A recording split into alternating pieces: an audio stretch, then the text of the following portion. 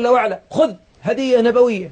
من قال أستغفر الله الذي لا إله إلا هو الحي القيوم وأتوب إليه، هذه تراها الرواية الصحيحة. نعم. من قال أستغفر الله الذي لا إله إلا هو الحي القيوم وأتوب إليه وعنده ذنب قاعد يستغفر منه، غفر له ولو كان قد تولى من الزحف. لا إله إلا الله. يعني لو كان يقاتل، تولي من الزحف موبقة، صحيح، من الكبائر، من السبع الموبقات.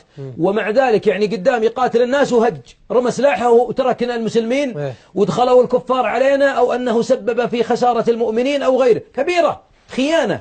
هذه هي الخيانة. لو قالها الإنسان بهذا وتاب وأناب وقال هذا الذكر غفر له. أستغفر الله الذي لا إله إلا هو الحي القيوم وأتوب إليه. رددها 3، رددها 7، رددها دائما. نعم. أيضا خذ الهدية النبوية التي بعدها. ما شاء الله الهدايا اليوم كثيرة، هدايا كثيرة. وباب أحبابي في ذكر وتعرف تحفظونه. لو تقوله الصباح، لو تقول هذا الذكر الصباح وتموت قبل المغرب وجبت لك الجنة يا الله.